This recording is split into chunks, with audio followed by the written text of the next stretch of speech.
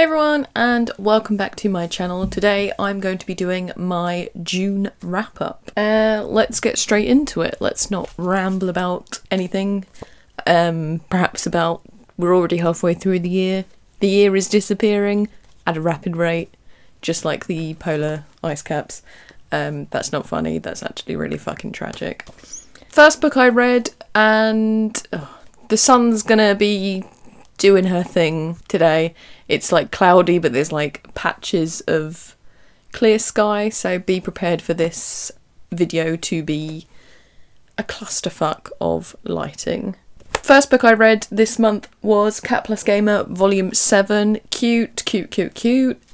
Nothing really much to say other than this is adorable, and it's got two of the things that I really enjoy, cats and video games. Next book I read and finished is Anibot by Sierra Greer. I thought that was actually quite an interesting read in the terms that it's sci-fi, yes, because it's about it says on the front, she's human in every way that matters.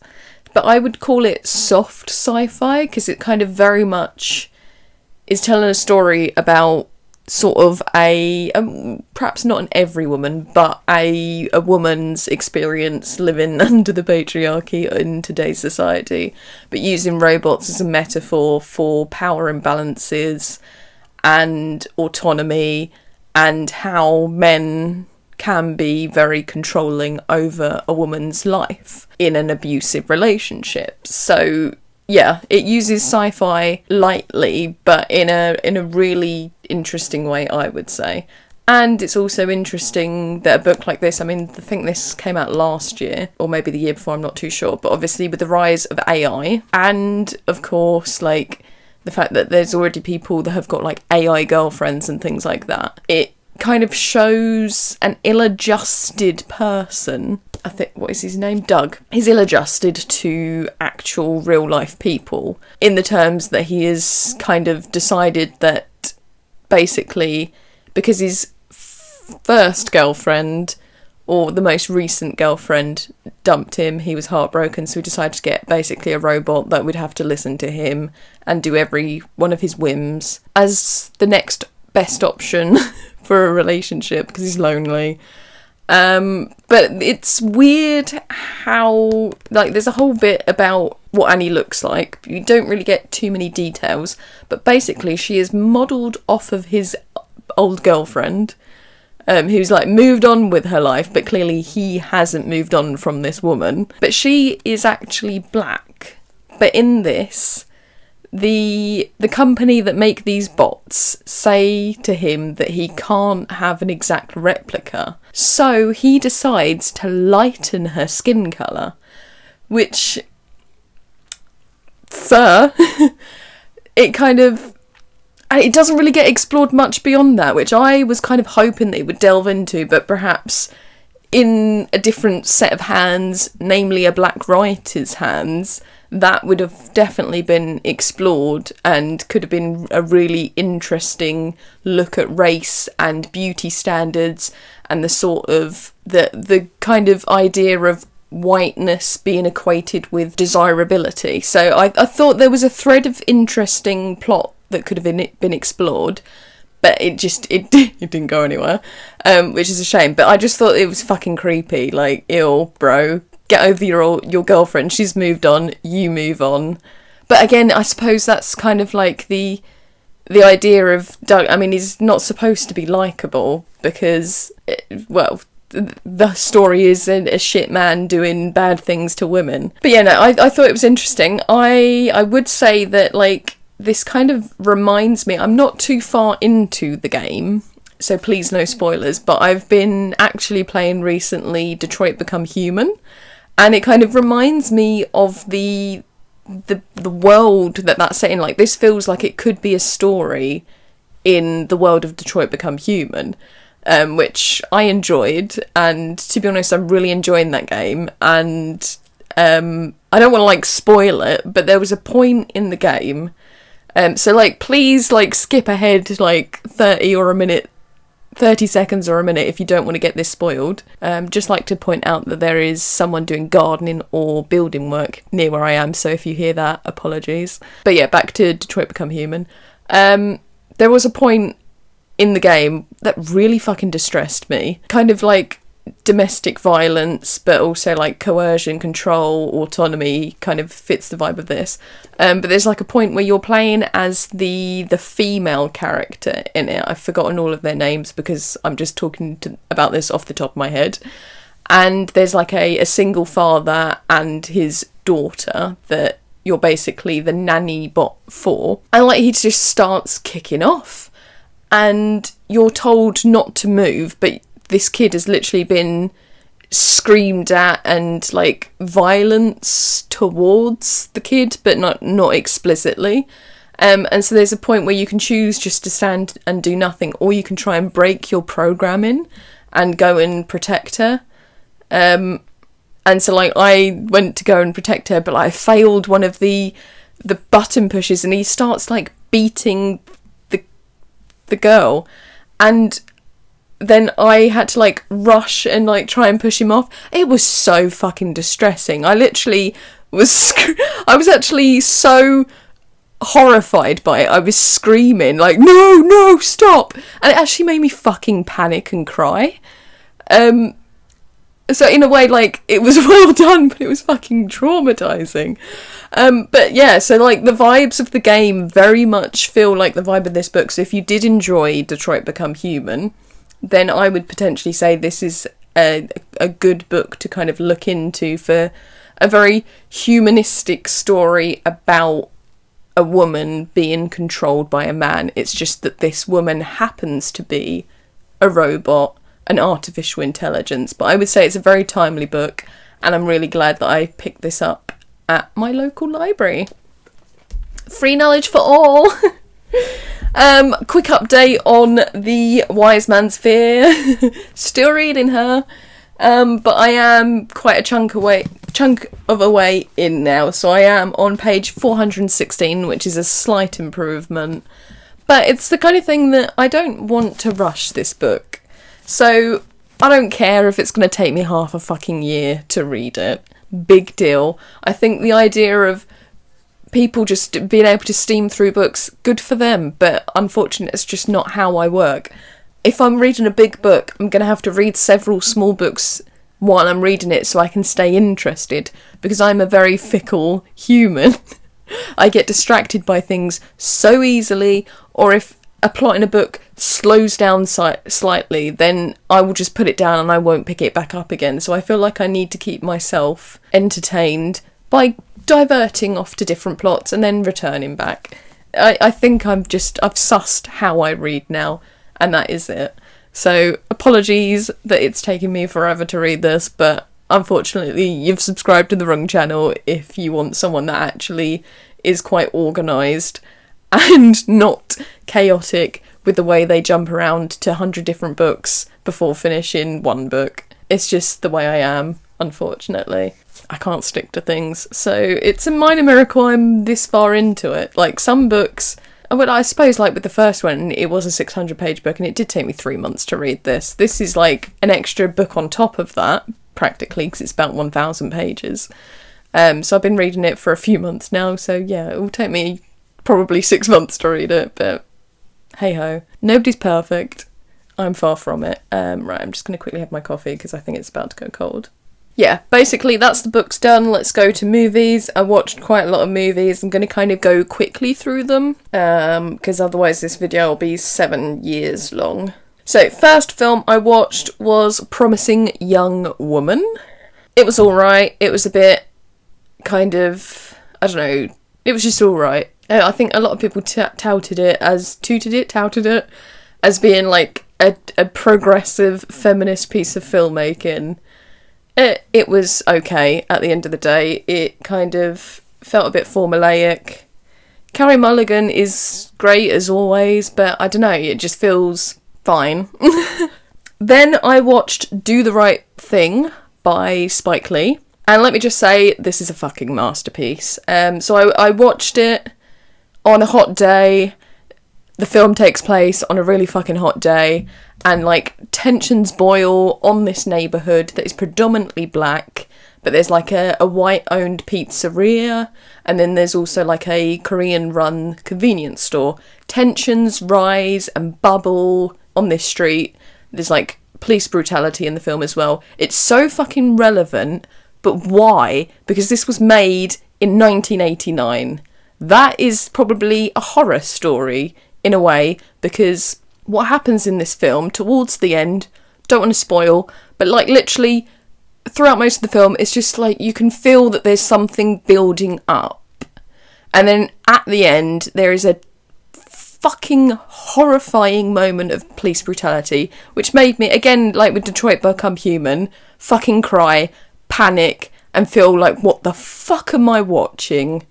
Because it just felt too visceral and violent to see, and like just a hate crime, and it just made me feel a bit sick. But obviously these things unfortunately need to be shown because shit just keeps happening like this. And like the way that this violence unfolded, it very much felt like things that we've seen on the news pretty much ever since that film's been made. And it's just weird how, I mean, is it weird because people are just still perpetuating the same hatred and, I don't know, like horrid behaviour towards each other. So is it any wonder that stuff like this still goes on? But what I thought was really interesting is the way this film is filmed, and there is a playfulness with it, even though there is a horrible moment of violence throughout the film. There's kind of like a subversion of form to it. Like there's like a radio host who like sometimes interjects, played by Samuel L. Jackson. There's like a recurring use of music in it, like Fight the Power. I don't know whether that's like the proper title of it, but it's just it's kind of just very present in the movie and just sort of comes round and round. There's like interludes as well that kind of, I thought one of them was really particularly great, where everyone's basically just spewing hatred about different racial groups. And it's just like how it's just so systemic and like entrenched in everyone's being to have these tensions, from the Korean shop owners to the Italian pizzeria owners to the black people on the street. Everyone just fucking hates each other because of all of the barriers that people have built over time, and namely, most of all, it is white people who have done it through colonialism, through slavery, through the civil rights movement, and like how there were people fighting against black liberation. But yeah, no, it's just such a tremendously powerful film that everyone needs to watch, and I just mesmerised. And just how it looks, just from the opening sequence of just this woman dancing to music, and like how it feels almost like a play as well. It's just so well done. Tremendous piece of filmmaking. Funnily, there is like a meme circulating on the internet at the moment about, I think it's like Denzel Washington's sons. I think it's like Malcolm and David Washington, who are doing like the Criterion Closet.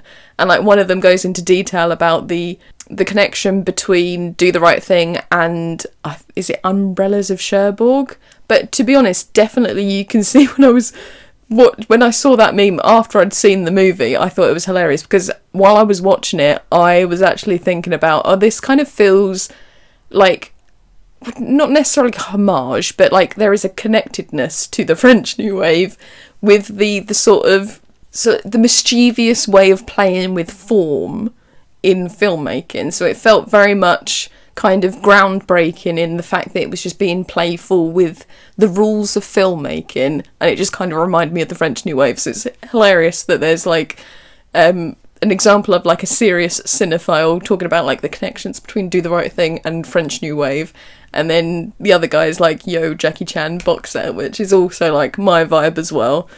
So that just like made me laugh. But seriously, Do the Right Thing needs to be watched by people because it is genius filmmaking, and I'm so glad that I finally got around to watching it. Obviously I need to delve more into Spike Lee's work, So I will be, essentially. But yes, 100% watch it. Masterpiece. Then I watched 3 German movies. So called The Teacher's Lounge, Berlin Alexanderplatz, and System Crasher. I guess you could say that they're all interlinked in a way because they're all social dramas about society. So in The Teacher's Lounge, you've got basically school becomes a microcosm for society at large, where a young teacher is trying to stand up for the kids in her classroom who have been accused, or like there's one particular kid who, because they are ethnically not German, is accused of stealing money. So she goes out of her way to try and prove that it wasn't this kid and that basically she thinks it was someone else, and shit hits the fan, and it basically kind of blows everything wide open to ideas of basically stereotyping, racial stereotypes, sort of how a lie can basically ruin a person's life. And in a way it kind of felt very formally similar to The Hunt by Thomas Vinterberg. So I would say, like, if you enjoyed that film, then you'll probably like this film, because it kind of delves into the ideas of lies and sort of the way we look at people and accusations. Next was Berlin Alexanderplatz. This film is a modern retelling of the classic German book of the same name by something Dobling, maybe? Say here. There has been a version by Fassbinder, which is a full-on TV show, but I can't for the life of me find where the fuck it is, so I can't watch it. But I would like to watch it at some point. But this is like a modern day retelling using the experience of a African immigrant in place of what I think is just a novel about a German man during the 1920s, obviously when everything was kind of getting better, but then also imminently shit hitting the fan.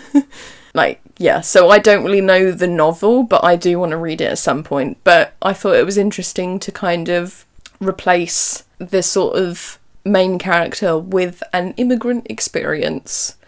And by Jove, this film is a masterpiece. It's hard to watch. It's a beautifully realised film, like just the way it's filmed, the cinematography, the art direction in it, the performances, wildly amazing. Yeah, and well, I suppose like you could suggest, and like it's heavily implied in this, and just the way it's told, it's like very much, it follows the temptations of man. So like there's a particular figure in it who kind of acts like a devil or a Mephistopheles, to kind of use Faust as a connection, which I guess probably was the point of like looking at sort of Goethe's Faust perhaps, and taking inspiration from that. But yeah, no, it's really, I thought it was brilliant. I don't really know what to say. Then what did I watch? Oh yeah, System Crasher.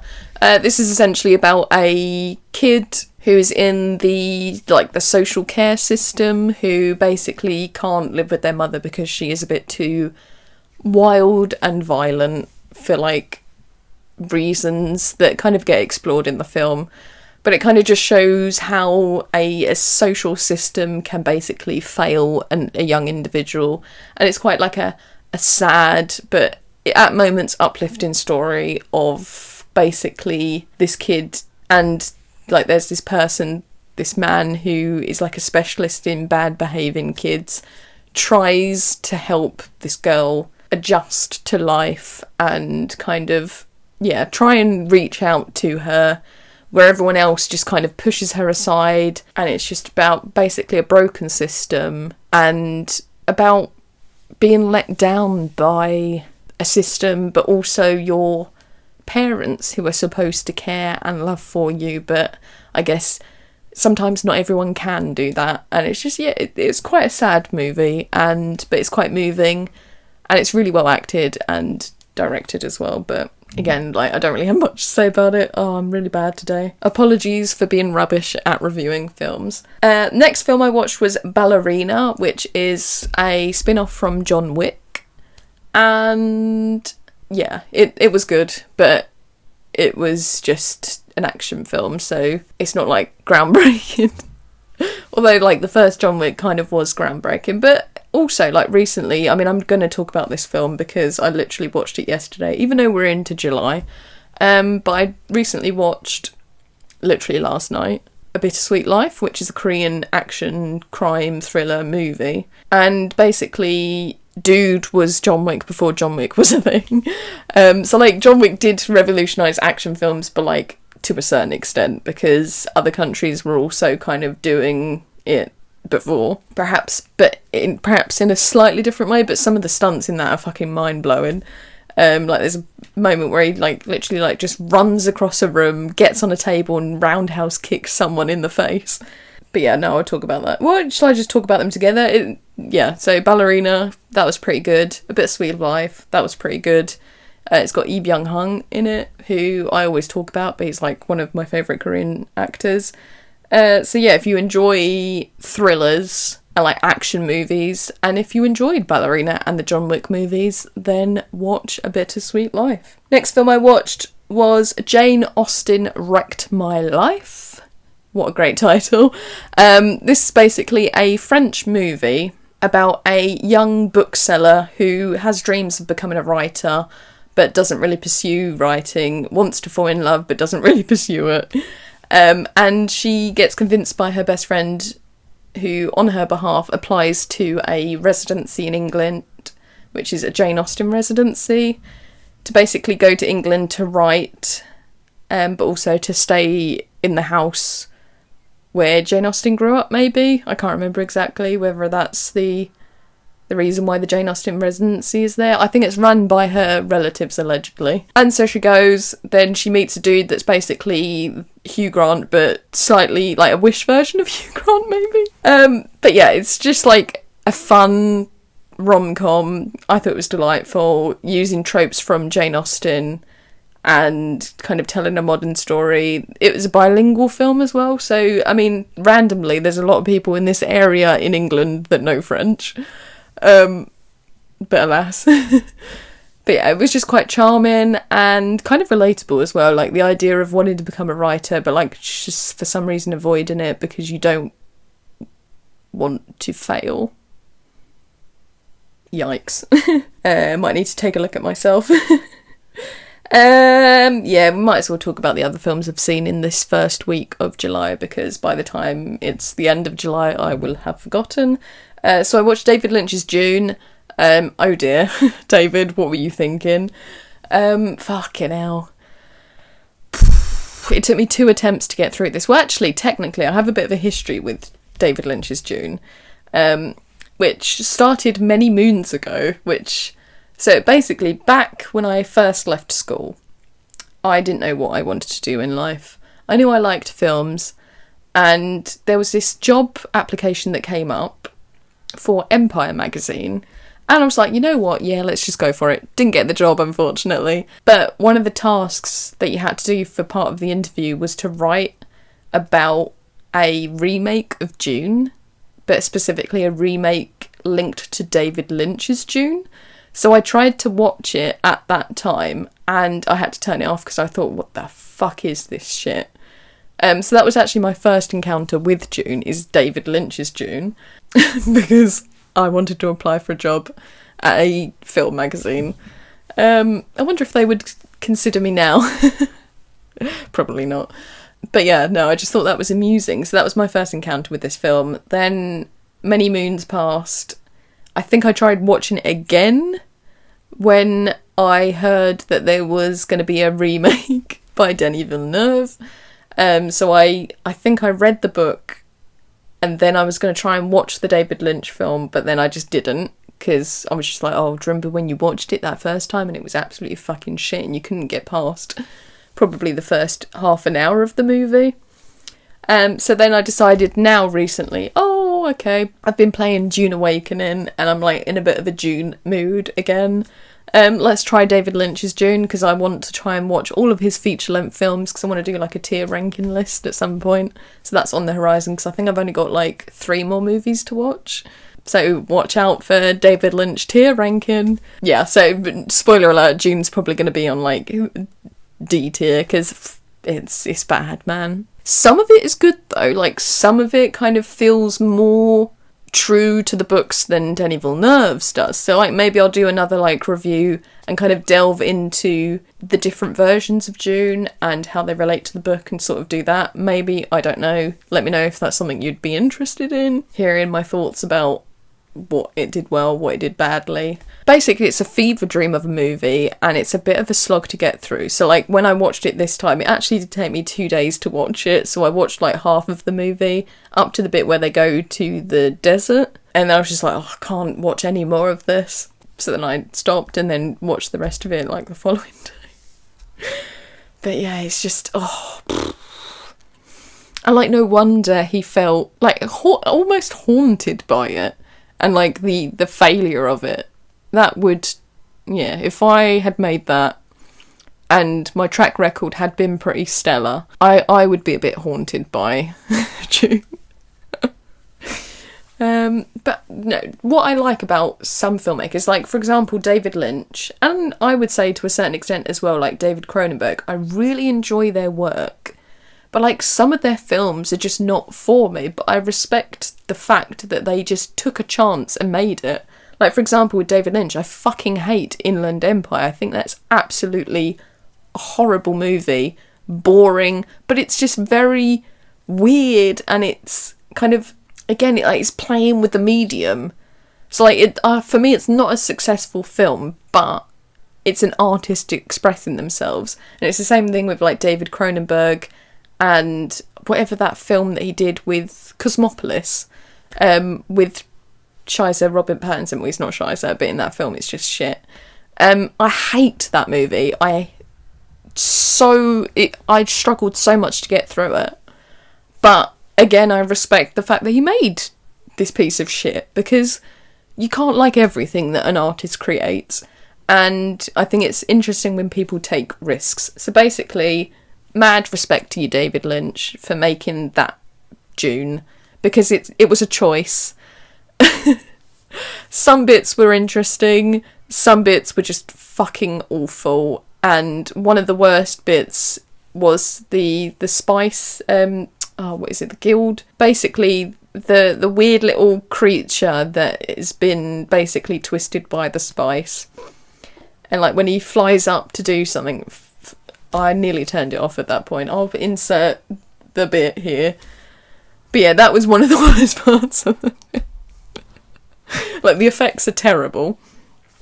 But again, yeah, like, you've got to respect it. In a way. But also you hate it. Next film I watched was 28 Years Later. I wanted to include this in my June wrap-up because I said I was going to watch it in June. I would have watched it in June, but there was a massive fucking heat wave. And so I didn't want to leave my house and drive half an hour to the cinema and then half an hour back while dying of heat with inadequate air conditioning. So yeah, basically I had to wait for it to cool down a bit so then I can go and watch the movie. I actually really enjoyed 28 Years Later. I thought it was an interesting sequel to a film that was also a sequel. But like it kind of backtracks a bit on 28 Weeks Later, but which feels very like Brexit. The fact that Britain's on its own and like there's patrol, yeah, like I thought that was interesting. I think I read something about basically it was just looking at what Brexit had done to the UK and like we're now on our own kind of vibes. But yeah, so I thought it was an interesting way to go. So like normally with sequels, people try and go bigger and better. And so it's just like, oh, we've done this, let's go bigger and better. But I would say that 28 Years Later was quite a reserved film. And I enjoyed that. And I thought it was kind of cool that they didn't just try and make it bigger and better. And in fact, it kind of felt a bit more sort of interior. Like it follows it's basically a coming of age story for a young boy. And there happens to be zombies well, not zombies, rage infected zombie humans running around everywhere. But the bit that got me, so spoiler alert for anyone that hasn't watched it, but it's towards the end where they find Ralph Fiennes' character, who basically has created a monument to the dead by getting all the skin off of skulls and bones and just making this fucking weird monument. But in a way it's kind of beautiful, and I guess in a way you could suggest that any film about zombies is basically confronting death and memento mori, remember you must die vibes. But I fucking cried at the end of this movie. Well, not right at the end, because it gets a bit weird at the literal end of the film, but at this sequence about honouring the dead and sort of remember you must die, but also remember that you must love. And like, it's striking me up at the moment, because it's just a very beautiful sentiment, and I think a lot of people kind of forget to love each other in whatever aspect that is. Like, with everything that's going on in the world. Oh, this fucking gardener ruining my thought process. But basically, just at the end of the day, with everything that's going on in the world, can't we just do this? Remember you must die, but remember you must love. Like, why are we doing this to each other? So that, like, kind of made me think about everything that's going on. It made me quite emotional. And it's making me emotional now. But yeah, no, I just thought it was a really beautiful, thought-provoking moment in the movie. And like, I'm just always kind of, well, I guess I'm always thinking about death, so literally memento mori is something I do on the fucking daily. And yeah, so any time like films explore death really quite viscerally and thoughtfully, it kind of, yeah, I kind of resonate with it, so I enjoyed that. Yeah, so that's basically the end of the movies.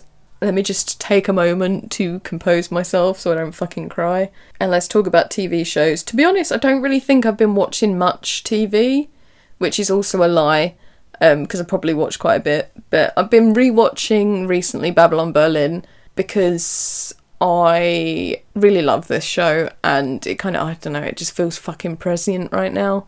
It's almost as if the 1920s are haunting the 2020s, and in this show, basically, it starts in 1929, and it's about a detective in the dying days of the Weimar Republic, but there's obviously something looming. We know it, they kind of perhaps don't know it as much. Nazism is around the corner, and in a way it's just fucking scary how everything at the moment feels like we're heading towards fascism, and the signs are there, but I don't know whether everyone's paying attention. Some people have said I'm a bit weird for like basically getting scared about it, but I don't think so.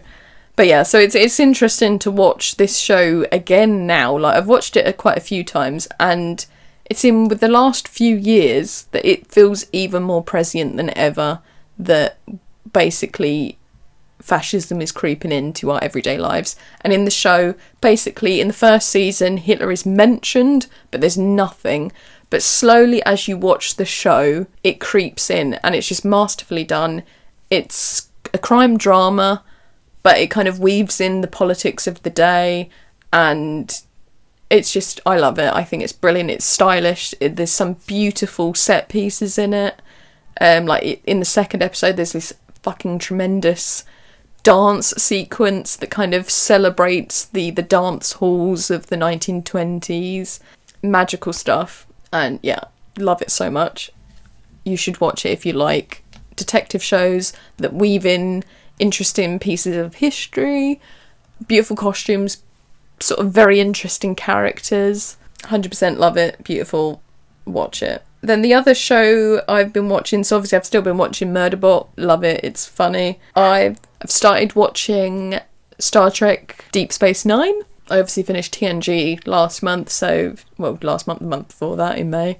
So I decided that I needed more Star Trek in my life, and so I've been watching DS9, and I really love it. Like, it's different in the way that obviously they're all kind of stuck in one place, which normally before it's about exploring the expansive of the universe, but it's interesting how it's kind of stuck on this space station. And obviously they do go off and explore bits, but it's kind of a little bit more political, obviously, because it's about like the Bajorans. So this space station used to be a base for the Cardassians, which will never not take me out of immersion because of the fucking Kardashians. Thanks a lot for ruining Star Trek.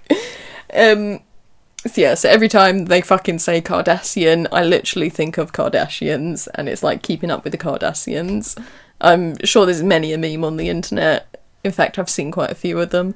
But yeah, so it's basically very interesting political, and you could very much, like, there was an episode that I watched in the first season, and it very much kind of made me think of what's going on in the Middle East right now, of occupation and oppression and things that are basically diabolical and should not be happening. So yeah, like, anyone that says Star Trek is too woke, it's always been fucking woke. And anyone who watches it and kind of complains about it, I don't know, why are you watching it? It's always been tremendously...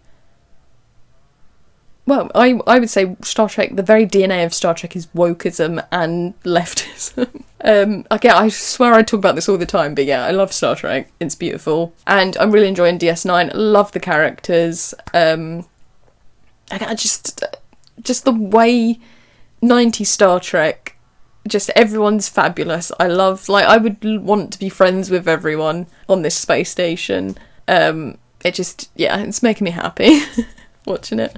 And then another TV show that I've been watching is Unwritten Seoul, which is a Korean drama, and it's about two twins who decide to swap lives, which is like the dream. I remember me and my sister used to always want to be twins so that we could swap lives with each other and like do things for one another if someone was better than someone else at something and pretend to be that person. But yeah, in these two women swap lives because someone's having, like, one of them works in Seoul, one of them lives and kind of has part-time jobs in the countryside. The one from Seoul is basically having a shit time because of workplace bullying, a scandal, a sexual harassment case, and so they swap lives to try and basically save her because she basically is on the edge of, yeah. And it's just very heartwarming, sweet, sad, emotional. It's just about trying to get through life and all the unfairness that is thrown at you, and it's really heartwarming. It's about, like, connections. So, like, there's two love interests in it, and just the way their stories are developing, it's just very sweet. And yeah, I'm really enjoying it. But I haven't finished it just yet. I think I'm just over halfway through it. Because I was waiting for all of the episodes to be out because I just wanted to binge it. So yeah, it's really good. And just very... I would say it's kind of like... In a way, it reminds me a bit of My Liberation Notes, which has been one of my favourite Korean dramas since it aired a couple of years ago now. Blimey. In the way that it kind of is just... I don't know, like, it's a soft story of overcoming all the shit in your life and just trying to prevail, trying to be brave in the face of adversity, and just trying to live well. And sometimes I guess that is enough. Yeah, it's just very sweet and kind of very real, I would say, in the fact of what it is exploring. But yeah, that's the end of my video. Thank you for watching. Thank you for the gardener making me really annoyed and, like, ruining the vibe of this video with your fucking incessant whatever you're doing. Brilliant. Cheers, mate. Yeah, basically let me know what you've been watching, what you've been reading, and I will see you again soon. Bye bye.